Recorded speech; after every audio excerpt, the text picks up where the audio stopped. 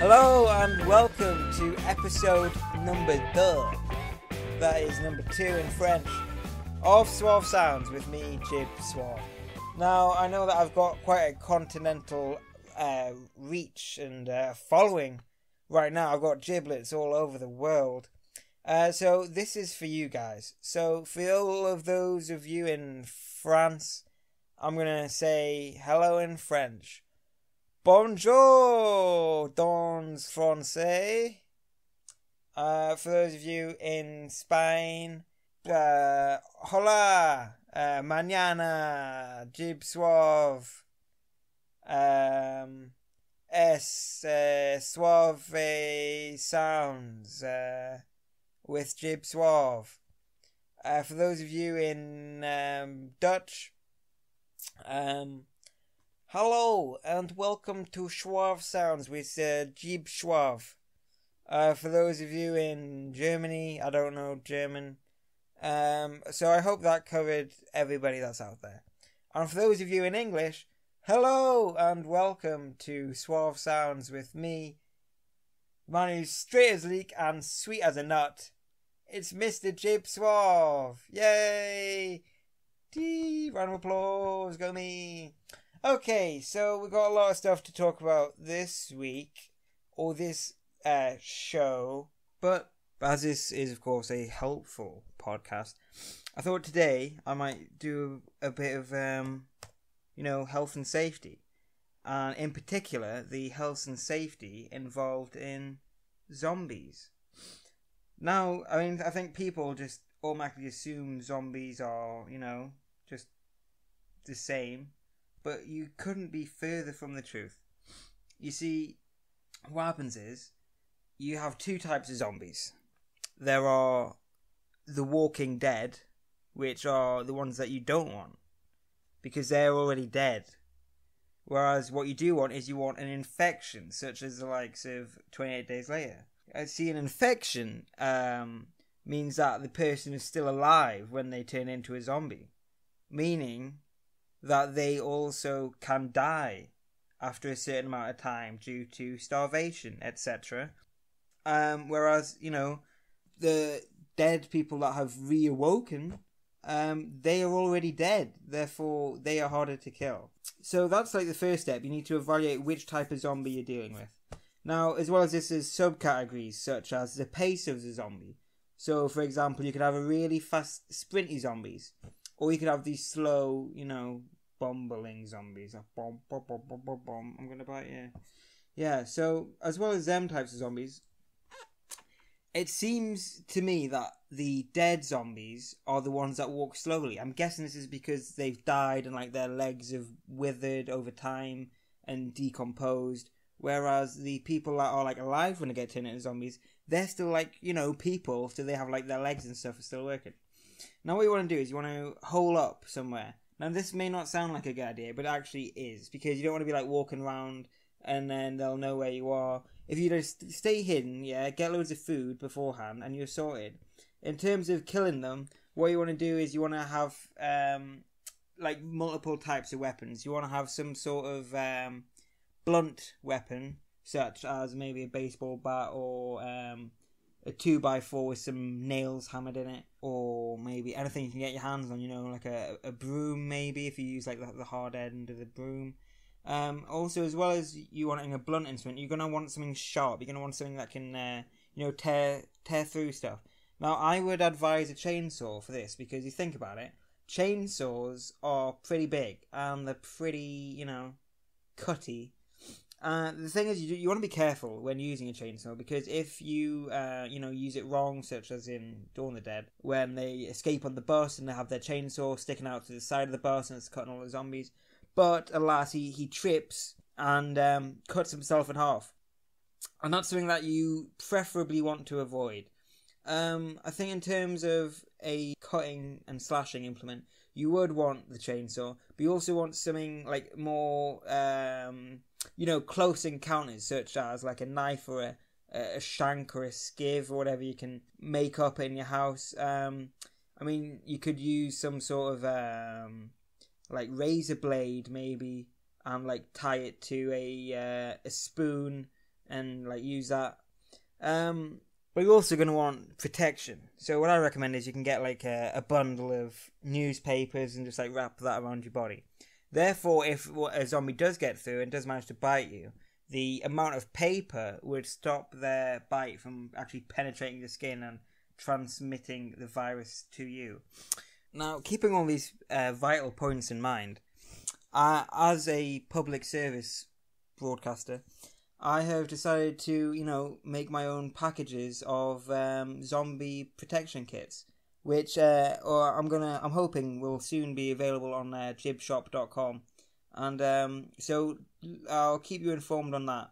And there's different packages for the different types of zombies, and also if you want to just make yourself super ultra safe, there's also the Jib Suave Mega Ultimate Zombie Bundle Protection Pack. Anyway, moving on to bigger... Well, I said that last week. Moving on to things. In terms of, how to spend a day, doing stuff. Why don't you go to the beach today? That's what I recommend. Jib Suave recommends going to the beach. Go on, go right now. I'll literally wait. Alright, go on. Go and pause this. Go off. Go and have your beach and enjoy yourself. And I'll be right here waiting for you when you get back. Okay, go on. I'll wait. Welcome back, ladies and gentlemen. And I have to tell you of a really strange experience I've just had. Literally moments ago. So, as I'm sure most of you do, you may want to have some food and you go to the kitchen. That's a normal thing to do, yeah? Well, I was merely just spending some time in my newly refurbished and cleaned studio when, I don't know, the thought of a nice sandwich took my fancy. I rose from my leather swivel chair, which is placed in front of my microphone and all my buttons and triggers and toggles and stuff on a big soundboard that I have laid across in front of me. And I fancied a nice ham and mayonnaise sandwich. So up I got, went through the door, and what do I know? What do I see when I get through to the kitchen area from the living room? That's right, my studio is in my house. I had it specially built in a renovation I had in 2013.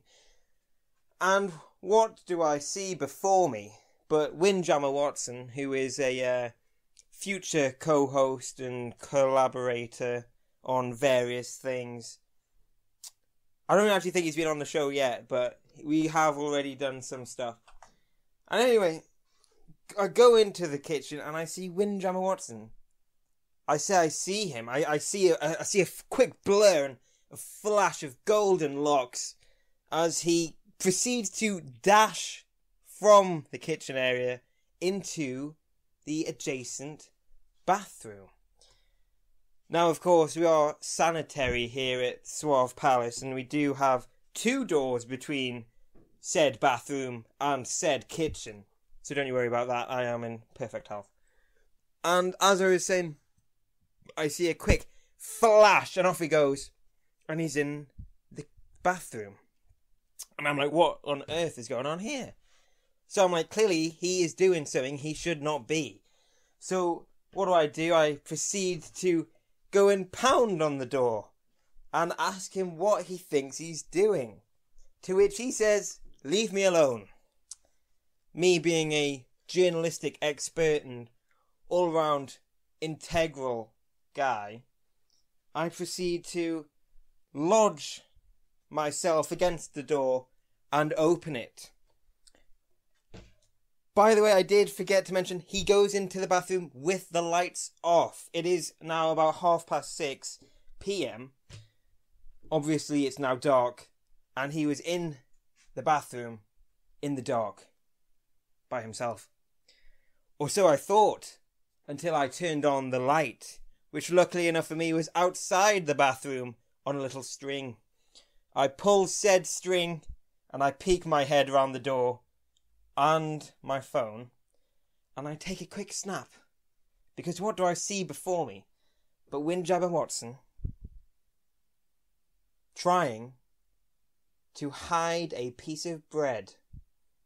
A piece of bread, which in this case had been smothered, some would say rather zealously, with some chocolate spread. Now, I don't know if there is any chocolate spread left, because not only did he have the bread and the spread upon the bread, he also had the jar from which the spread originated. He had the jar of chocolate spread, and he had a piece of bread, and he had loads of chocolate spread on top of the bread. In the dark, in the bathroom, never before have my eyes ceased to believe what they had seen before them. It was rather a unique and, quite frankly, unnerving experience. At first I was unsure whether it was chocolate spread until I saw the jar, at which point my worry was mainly put at ease, but still, chocolate spread and toilet, that just doesn't seem to mix to me. So, what do? I take some pictures as evidence, as he tried to shamelessly hide his bread. Or shamefully hide his bread, should I say. Yes, I should, because that is how exactly he tried to hide his bread. So, I ask him, what on earth, as any sane man would, what on earth are you doing in there? And he says to me, I'm having a poo. Now, this may just be me, but if it was not confusing enough to have a chocolate spread jar and some bread with a lot of chocolate spread upon it, he then proceeds to tell me that he's going to the toilet with his bread. Now, never before have I used an item of food as a toiletry partner, and never before shall I. Never in the future will that come across my mind. I need a wee. Maybe I'll take this pack of Uncle Ben's fried rice with me. No, that's never crossed my mind. I'm sure you lot at home, thinking I may need to brush my teeth, let me take this stick of Peperami. No, that never happens. Anyway, he says he needs a poo. A poo with this jar and this bread with some spread on top of it. It was the craziest thing I've seen for a while. So, as any loving and caring associate would, I pretty much left him to it. I don't want to get involved. I don't want to be involved in this quite frankly appalling situation of which I have found myself a part of. Unluckily for me, that was not the end of it. Because what happens? He comes out of the toilet. I asked him, I said, did you have your poo? He said no.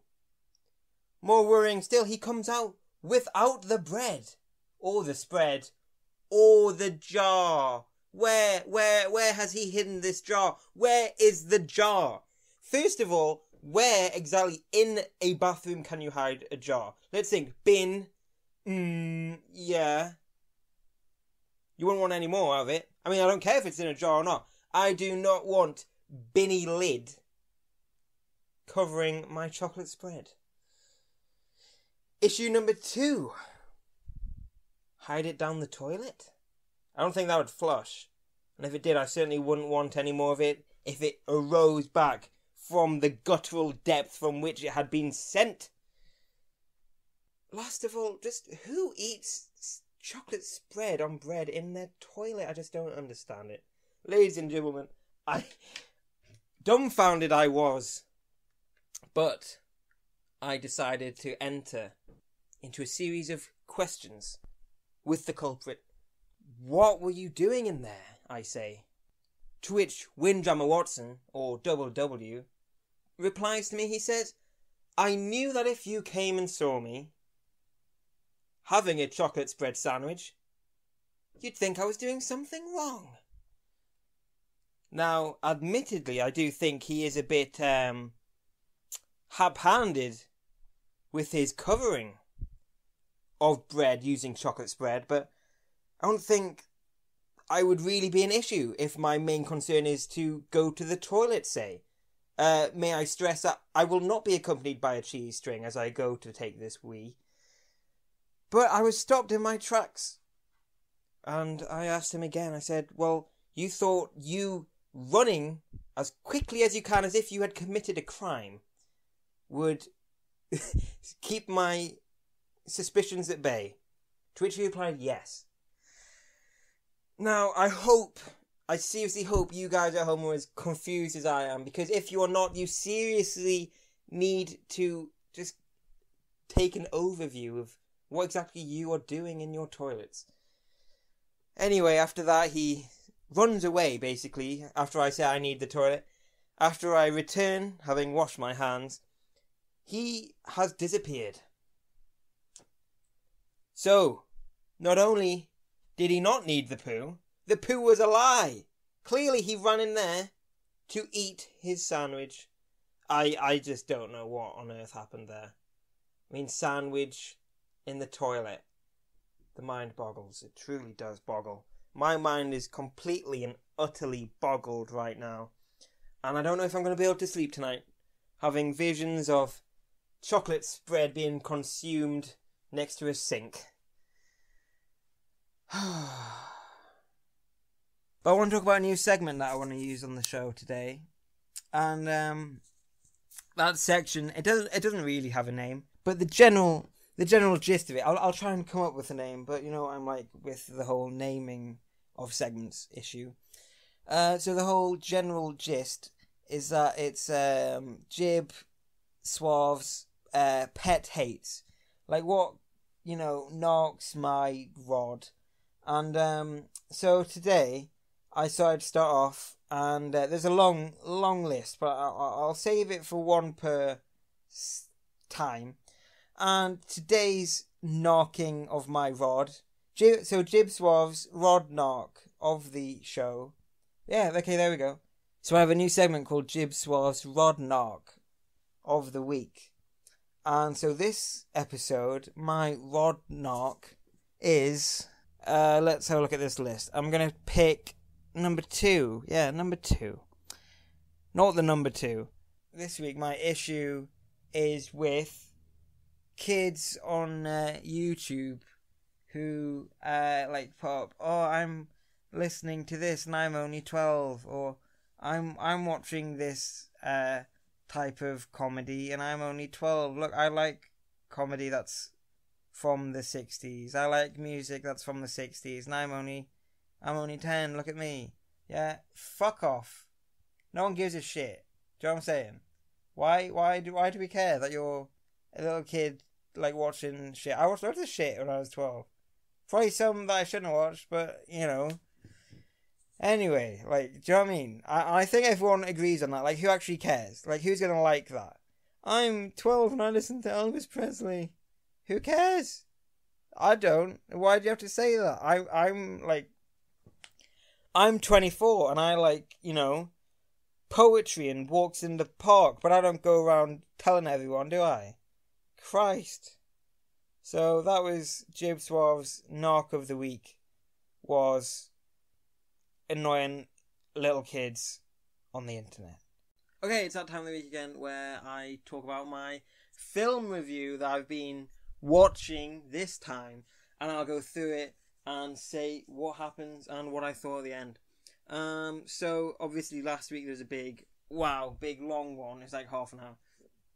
So this week we're gonna get it like, cut down to like, I don't know, however long. I haven't even done it yet, so we'll just like, you know, just see what happens, man. Because what else is there to do? Nothing. That's the answer there. So without any further ado, it's time to go into my classic film review and walk through the tension, the inner drum roll I can feel in everybody. So without any further ado, let's reveal this week's classic film review and walkthrough. Let's hit the jingle. Classic film review and walkthrough. Jurassic Park 3.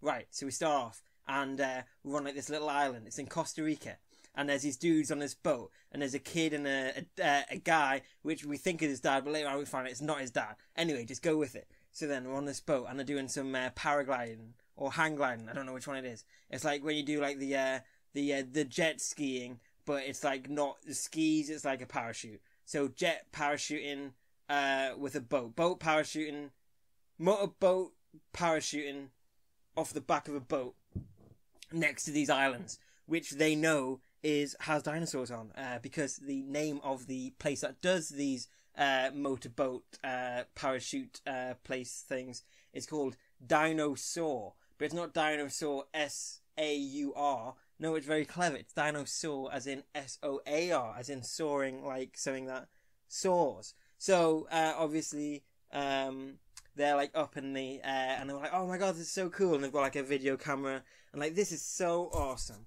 And they're like going through like a cloud, and it's all misty and like foggy all of a sudden, and then they're like on this like string, this bit of cord, and then it's like boom, boom, boom, boom, and they're like, oh my god, what's going on? We're going like bouncing up and down, and they're like, whoa, whoa, and it happens like a few times, and then what happens is they look down as they come out of the fog, and holy crap, the boat has been like ravaged. There's like claw marks in this boat, and it's all empty. And then, so the boat keeps going, and they're like, oh my god, it's going to crash into some rocks, what the hell are we going to do? So then obviously they're like fiddling around because they don't want to crash and then just like get like splattered into these rocks. So at the last minute, like the adult guy, it's like a tandem, an adult and a kid, and the adult guy gets the strap, and he unleashes the strap, and then they go phew, and then they like go and like soar off, and then we cut away from there. I forgot to say at the start, there's like a cool little animation thing. It's got like the Jurassic Park thing with like, you know, the dinosaur, the red and black and maybe some yellow in there, I'm sure. And then it's got like the bit, and then it's got like Jurassic Park. It's got like, and it's got like these like 3 slashes from like a pterodactyl or something. And we'll come on to them later because it's freaking awesome. And you got like 3 slashes, and then we go through the slash, and then as we go through the slash, we come out to where they're doing the para hang gliding, whatever the hell you call it. Okay, so after that we move over. And basically, I'll be honest, I cannot remember. There's like loads of bits like before they get there, but there's this dude with like a little brush, paleontology guys stuff, and basically we established that there's this dude who I can't remember the name of, and he's like a dinosaur guy, and there's Alan Grant, who was in the first one, who you might remember as, I think he looked after like the kids. You know, there was like the little kids. If you've seen the first one, there was like a girl and a boy, and there was Alan Grant played by Sam Neill, who was in Peaky Blinders or something? He might have been, I don't know. And anyway, so he's cool, and he's hanging out with Ellen, or Ellie, whatever, and she was in the first one as well, and she's like got like her life and stuff, and they're all settled and they're friends, and they're hanging out. And then we go to him, and he's doing a speech, doing a talk at this place, like a university thing or something, and he's like, does anyone have any questions? And then they're like, put their hands up, and then he's like, oh, does anyone have any questions that's not about Jurassic Park? And then they'll put their hands down, and then this one dude's like, oh, well, how do you know that, how do you know something? And then this one dude like asked a question, I can't remember what it was. And anyway, he gets approached by this guy called Kirby. It's like something Kirby, and he owns like Kirby Industries apparently. And he's like, oh, I want you to come and help me scout this other island that's got these other dinosaurs on, which is in Costa Rica, which is where these the hang gliding thing happened at the start. So he's like, okay, I'll go and like fly over the top of this island with you, and whatever. So anyway, he's got him convinced. So it's him and this dinosaur guy from the start with the toothbrush, and Kirby and Kirby's ex-wife, and the pilot and the other pilot, and this guy who's called, what's it called? Cooper, who's like his like helper guy. So then they're all on this aeroplane, and they're going to this other Costa Rican island. So they're all on it, and he tells Ellen that he's going to be going on this thing. Alright, okay, everyone's still so on the plane, and Alan Grant falls asleep, and he wakes up, and the dinosaur guy's turned into a velociraptor, and he's like, Alan, and he wakes up, and it's like a dream, and the dinosaur's been talking to him. Anyway, after that, they're like flying over the thing, and he's like, well, if you can look to your right, you can see a herd of brachiosaur brachiosaurs, whatever. And over here, there's a group of more dinosaurs, but they're like not listening. They're like talking between themselves. It's like, oh, this is weird. They're not like listening to me. And they're like, we need to find somewhere to land. He's like, what the hell? This is like ridiculous. Like, I don't want to land because I mean I've already been stuck on an island full of dinosaurs. I mean that's like, what are the chances of that happening once in my life, let alone twice? So then he's like, no, I don't want to land because you're not paying me enough money to land on this bloody dinosaur island, whatever. So then they're landing. Oh no, he's like, no, we're not going to land. He stands up, and then this Cooper guy comes in behind him, and he's like, boom, hits him in the back of the head, gets knocked out. And then he wakes up and he's like, no, don't tell me we landed on the bloody island. And the dinosaur guy, who I'm going to call Jack, okay, just random, Jack, dinosaur guy with a toothbrush, and he's fashioned this like velociraptor inside thing so that when you blow through it, it makes a sound that a velociraptor would make. And then Kirby's ex-wife is like got a megaphone. She's like, burn, burn, burn. She's like shouting at the trees.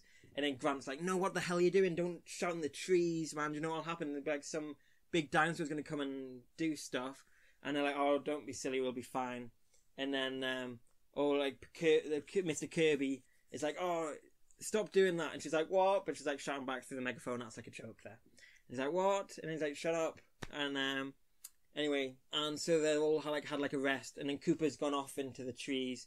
And then all of a sudden they hear like a big like shouting coming from the trees, like a roar. And we're like, oh crap, get back on the plane, get back on the plane. So then everyone like gets up and they get back on the plane. And then so they're all like on the plane except for Cooper. And then he's like, oh, Cooper can look after himself, man, whatever. So then they're like driving, and what do you know, Cooper comes out of the trees. He's like, help, God, help me. And like one of his arms is like all bloody and he can't even move it. He's like, oh, help, guys. And then they're like gonna go past him, but all of a sudden like a massive like dinosaur comes out and freaking eats him, like, huh! And they move up the way just in time and go over the top of it. But then because they had to like rush it, they're like not up properly, and they're like, whoa. So then like the plane goes and like crashes into these woods, or the forest, man, same thing. All the wings have fell off, and they're like in this plane that's just like the walkway bit with the seats. And then like the front gets like bitten off by this massive dinosaur as well, a Spinosaur. And then like they're getting like dragged away. The cool bit, like the walkway of the aeroplane, they're all like in it, and it's like getting like flipped around and stuff. So like they're all like going flying, and eventually it like drops out these trees, and it's like rolling around, and the Spinosaur's like grabbing at it and like rolling it around, like sticking its head through the things. They're all like moving, and he's like standing on it, and they're all like moving out the way of the chairs, and it's really cool. And eventually they're all like, and I think like the two pilots get like killed like straight away. So there's literally like 6 of them left or whatever. So then they all get out, and they're like, oh, quickly, run away. So then they're running, they get away from the Spinosaur because he's got like distracted. He's like looking at the other side of the hole, and they get out the other side, and then they're like running away, and then they like run into a T-Rex, and they're like, oh crap, it's a T-Rex. So then they run back across, and then there's like a massive fight between the Spinosaur and the T-Rex, and then like all like crap's going down. They're all like having a massive fight. And then the Spinosaur like grabs the T-Rex's neck and like snaps the T-Rex's neck, and the T-Rex just like dies. And then they like run away, and then they get away, and then they find the parachute and the parachute hanging out the trees, which the kid and the guy was on at the start. And they're like going through all the stuff, and they find the video camera and they put some batteries in it, and they're like, oh look. They like landed around here, and then like it shows like the kid getting off, so the kid's safe. The kid's called Eric, and he's like the son of Mr. Kirby and Kirby's ex-wife, who I'm going to call Karen because I can't remember what her name is. So we've got Karen, Grant, Mr. Kirby, Jack, who's the toothbrush dinosaur guy. There's also this other ginger guy who I'm going to call Frank, and I think that's it. And they're looking for the kid. Good. So then they're all like, oh, what's going on? And then they pull the thing down, and the man is still in the parachute. So the guy's died. And I'm like, oh crap. So then they like go off and they're like looking for stuff. And so they're like, oh, this is interesting. They're like looking at the eggs. But then it turns out that the Jack guy, the dinosaur guy, has stolen like 2 of the eggs, and he's put them in his camera pouch. But no one's noticed, and no one like realizes until later they're like going off, and they come to a facility, which is like the facility that they had in the first one, and they're like going through it, and they're like, oh, this is interesting, look at all this stuff in here. When there's got like these tanks, like which are like full of like green water, and they've got like different like species of stuff in. So they've got like a baby kind of like velociraptor, like they're like creating them in this lab. And Karen is like looking, and she looks into this thing, and there's like a dinosaur that's just like frozen there, like as if it's like suspended in this water. But then it turns out it's like a real one, and like moves its head around the side and like tries to bite her. And she's like, "Oh my god, run away!" So then like they all run away, except so it's I think it's maybe Jack and Karen get like stuck, and they have like these like mesh gates, and they're like running away from it, and they've like locked it on the other side. But then the dinosaur tries to like get them, and like starts to like climb up, and like pushes them around the corner so that they're like stuck behind this mesh door. And then they're like stuck in the corner of this room while it tries to like climb up and get them over the top. So they're like, no. So then they like push it back while it tries to climb over to get them. And then they push it back over into the other corner on the other side of the door. And then they like put the bolt through this like mesh gap thing so that the dinosaur's stuck. And it's like, arr, arr, arr, like doing its like roar thing. And they're like, oh my god, it's calling for help. So then they all run away. And then they're all going like hide up in these trees, except for Frank, who's like the ginger guy, who gets caught by one, and he's like, oh my god, please don't kill me, and he's like trying to like get away, and then they're all like in the trees, and then they look down and like Frank's like lying there, like, oh my god, Frank, he's dead, and then he starts moving like, oh my god, he's alright, and then they're like, oh hang on though, it's like a trap set by the velociraptors, and they're only doing it so that we'll like get lured down again.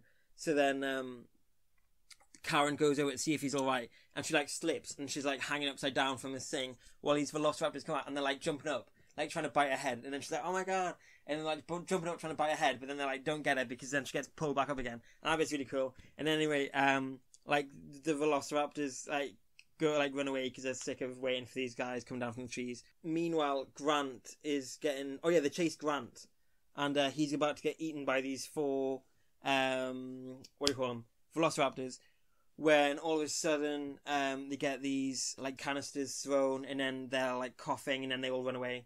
But not before they kill Frank and like snap Frank's neck, so Frank's dead. And then the kid comes and grabs Grant and takes him to like a safe hideout bit where he's been like collecting like food, and he's got like dinosaur urine because the T-Rex urine scares away the predators that are like there because they'll smell that there's a T-Rex, so they won't want to go.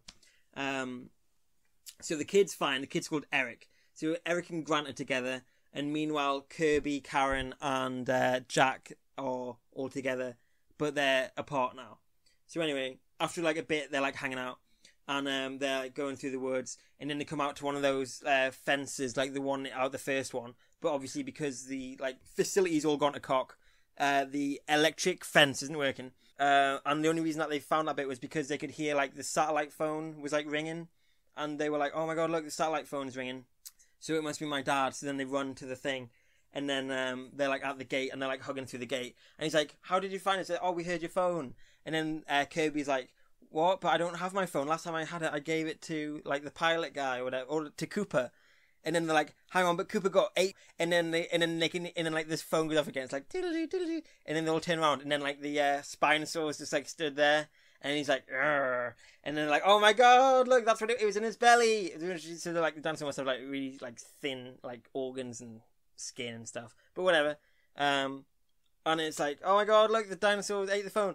So then they were like running away, like run, and that was really like really awesome. And it's like boom, boom, boom, boom, and like, rawr! And then they like jump through the gap, and then they get out the gap, and they're all fine.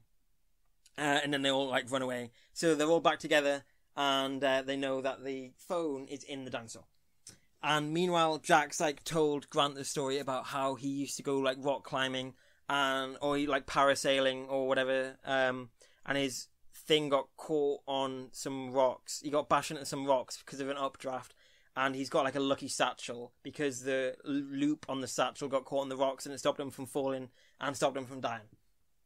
So now that we know that, they're all back together again, and they're all safe and they're all happy, whatever, blah blah blah blah. And so what happens is Grant then they go and like regroup, and Grant opens the bag up, and he's like, "Oh look, this is what they've been after. they want the eggs. Why did you steal the eggs? You're an idiot. To James or whatever he's called. Jack, yeah. So he thinks about throwing the eggs out the window, but then he's like, no, because then... And then they're like, what will they do if they find us with the eggs? And then Grant says, what will it be like if they find us without the eggs? And I was like, that's a good line, yeah. Okay, so then they keep the eggs because they want to like use them as like a peace offering, whatever. It's got all cloudy again and like foggy, like when it did when the parasailing people went missing. And they're walking along these like the gangways, which are like dug into these mountains. And they're like going like one at a time, like across this like foggy metal walkway. And so it's reminiscent of, if you've seen Die Another Day, and after the intro, and James is getting swapped with the Asian guy with the diamond face, and they get sent along this like long walkway thing, and it's all foggy, and they're just walking in the fog, they don't know what's there. It's basically like that. So anyway, one of them goes first, and then the kid goes across second, and then so the kid's going across, and then Grant like is feeling the it looks like kind of like hard mud on the rails. And he's like, this isn't mud, it's poo. And then he looks up and the fog kind of clears.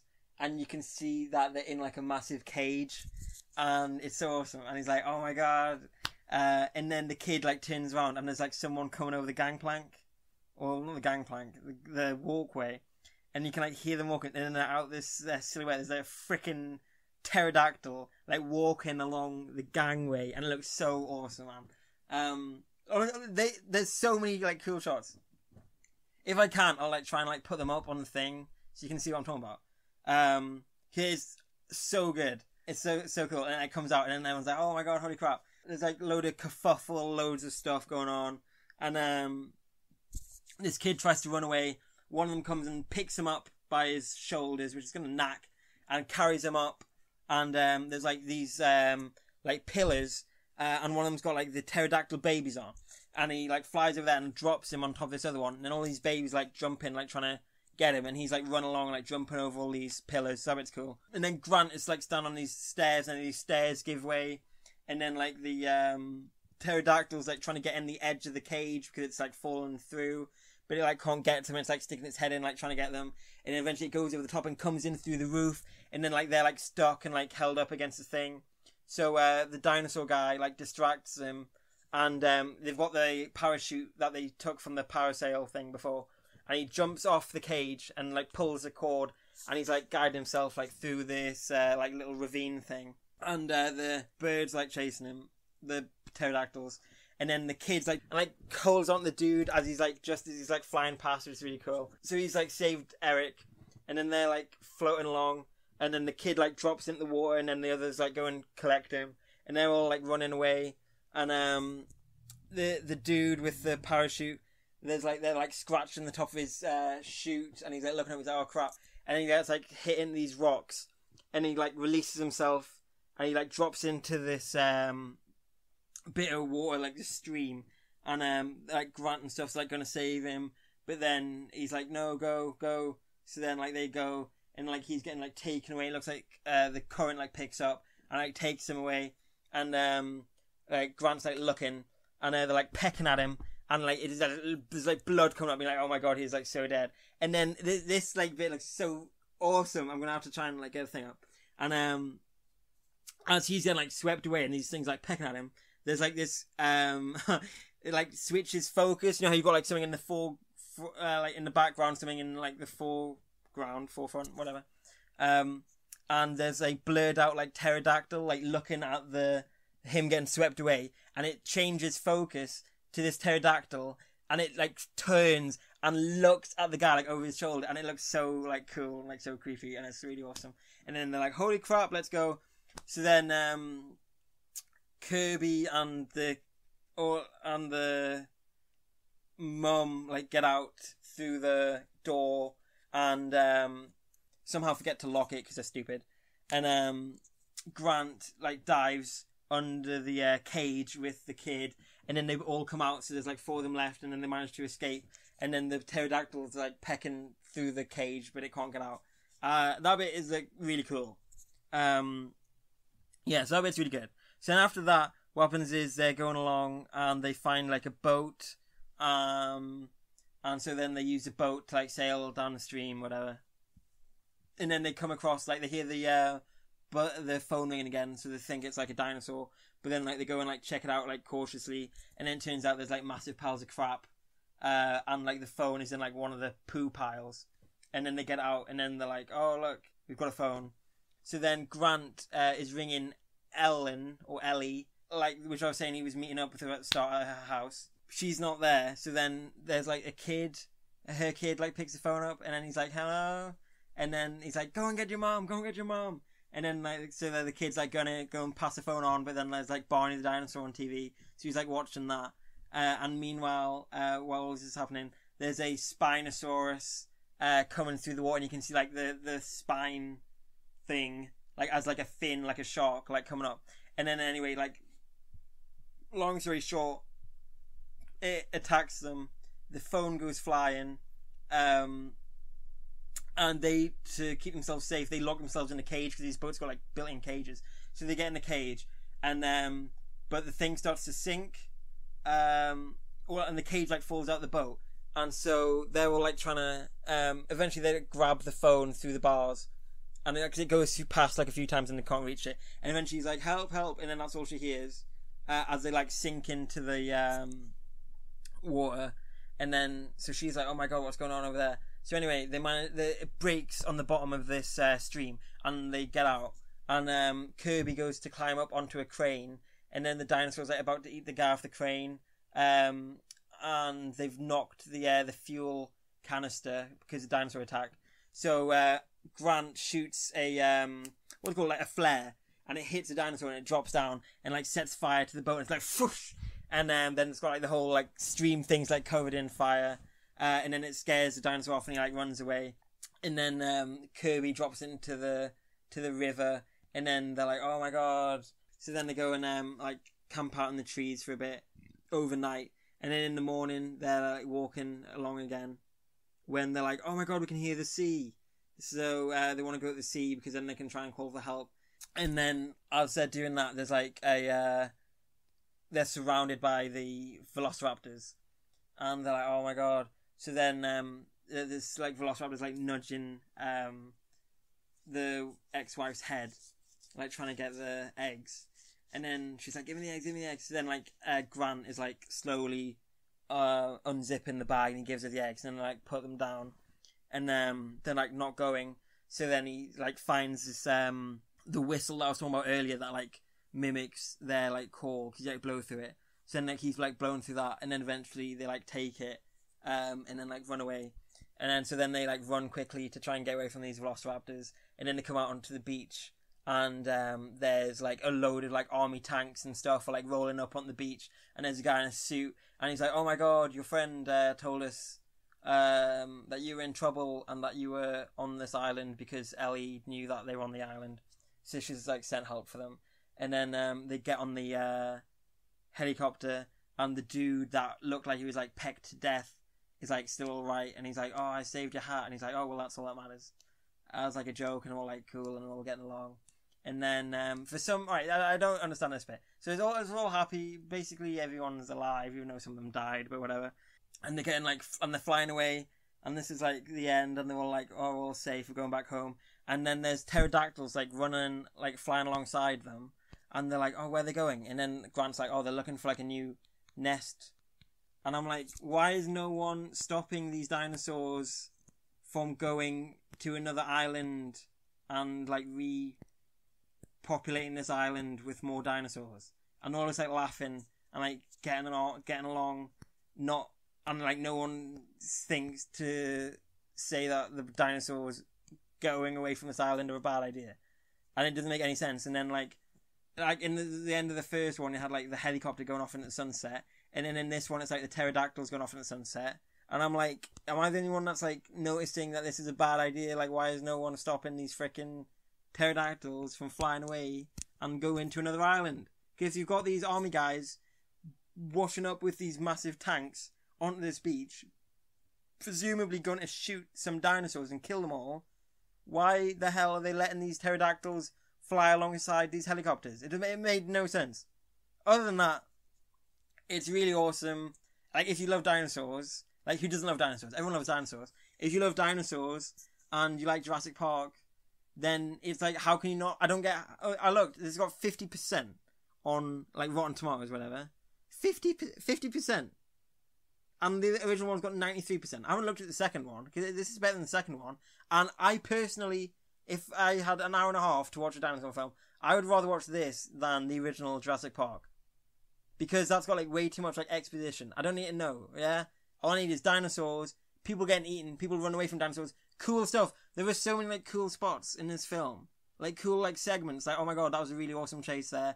That like, the shots, like the thing coming out of the fog, this pterodactyl like turn its head to look at them. It's so cool. Like, I don't get how anyone could hate that. Anyway, awesome film, highly recommend it. Way better than the last show. It's awesome, it's cool, it's funny, it's great. It's 16 years old now. Go and watch Jurassic Park 3. 4 out of 5 from Jib Suave. Highly recommended. It's awesome. You won't be disappointed. And if you are, then what's wrong with you? How can you not like it? Anyway, awesome. 4 out of 5. Loved it. Amazing. Go check it out. Jurassic Park 3. Awesome. Enough said. We'll move on. So, as you may remember, on the first edition, we had a nice little segment from Ben, my friend. Was he my cousin? Can't remember. Anyway, he sent in a nice audio package for us, and a very nice package it was too. And so this week I've had another one due to the success of last week in the email, the jib.suave@hotmail.com from a Mr. Archie Carrington, who he's looking for love. He's looking for a lady out there, and maybe it could be you. In the email, it said that he was in a national park. I'm not sure which one, but that would explain all the birds and cars you can hear in the background. But enough of me talking. I'll let the man himself pledge his case for your affections. As here we go. This is the it's basically an audio Lonely Hearts column segment, and well, I'll let him do the talking. So Archie, take it away. Well, the name is Archibald Carrington the Third, and I do like to enjoy myself. Me and a few of my friends, Patrick, Hastings, and Isambard. We do love to have a wild, rambunctious time. For example, one evening we'll go to somebody's house and partake in a bit of relaxation. We use the finest goods for our relaxation purposes. I could say that me and Marijuana have been good friends for a good few years. But I am a bit of a ladies' man as well. They call me a bit of a Romeo. And one of the things I love to do is, I can tell you a story. One of the times, Isambard was having a party thrown at his condominium, and I attended. I partook in the evening celebrations, and I met a nice young filly. Yes, her name is Phoebe, and I took her out to the vineyard, and you know what they say. Well, in the vineyard, it's not just grapes being squeezed, and could say I did give a bloody good kissing, and after that we parted ways, and I never saw her again. But I am invited to all of these fun celebrations due to the fact that I I'm well known in my local vicinities as a giver of happiness. By that I mean a nice bit of ganja. They call me the Ganja Man. The Ganja Man, Archibald Carrington. And really, I was just wanting to use this platform to say if there is anybody of a upper class nature who would like to have a good time, and that they should give me a ring. My associate Humphrey will take a message and pass it on, and we'll see what happens, won't we? I'll leave it to Jibediah to put the contact information up somewhere. Failing that, there's always Craigslist, so I'll be seeing you around hopefully soon. And thank you for taking the time to listen. It's much appreciated, and I hope to hear from one of you lovely ladies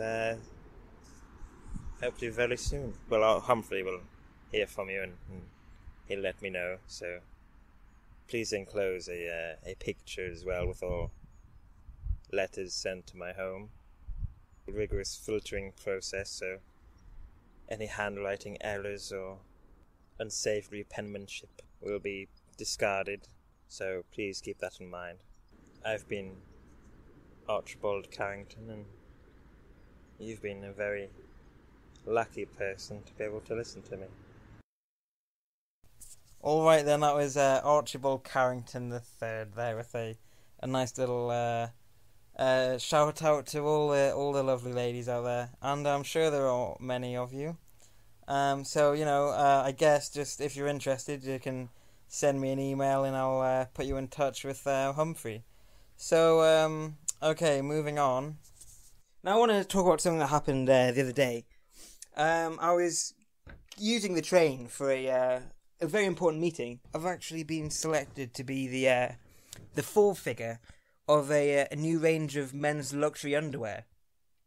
And we're thinking we'll have like my face on like the front and the back of my head on the back. And, people know like Calvin Klein's, and I think this is going to be the new Calvin Klein's, the Jib Suave pants. I mean, I would totally buy some. I have, in fact, I bought the first 300 units. So if anyone's interested, just drop me an email, jib.suave@hotmail.com. That's jib.suave@hotmail.com, and I'll try and sort you out with some. It is limited stocks, obviously, and you better get in there fast because they will go at a tremendous... Anyway, so I was trying to get the metro, as I was saying, for this meeting, for this, wonderful opportunity to be on the front of some pants. And so I'm like trying to put my money in the machine, as you do, putting the money in the machine to get the stuff back out.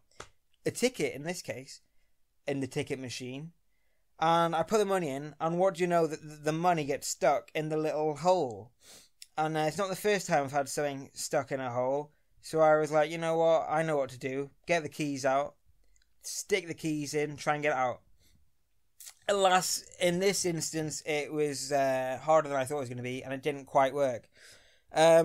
So I was like, okay, I'll go over and use the other one. It's only £1, I guess. And I was like, I'm not taking any chances. So on this other machine, I decided to use some notes, yeah? Well, a note. It was a £10 note, by the way. And I put the note in, and this guy comes up to me. He's like, do you want to buy a ticket? And I was like, yes, that's why I'm at the ticket machine. And he was like, oh, you've already paid for it. I was like, yeah, I know. And he was like, oh, okay. And he left. And I was like, okay. Well, he could have come, like, a bit sooner. He, saw me standing there. But whatever. So I get the change and I get the ticket and I'm going to walk away. When I'm like, you know what? I've got 2 minutes for the train. I'm going to have another go with my keys and jiggle out my money. So I'm fiddling around and putting my key in the coin slot. And the same dude with the ticket earlier comes out and he's like, oh, hey man, that isn't working. And I was like, I know!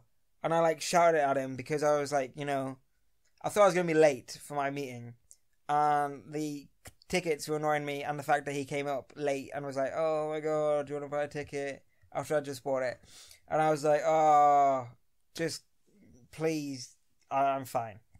Yeah, so the dude was like, oh, that's not working. I was like, I know. And I shouted it with like such ferocity that he actually like ran away. So yeah, I need to explain the full story because I did say that I scared away a tramp, but I felt like the whole story needed to be known, so I didn't seem like like I was the instigator there.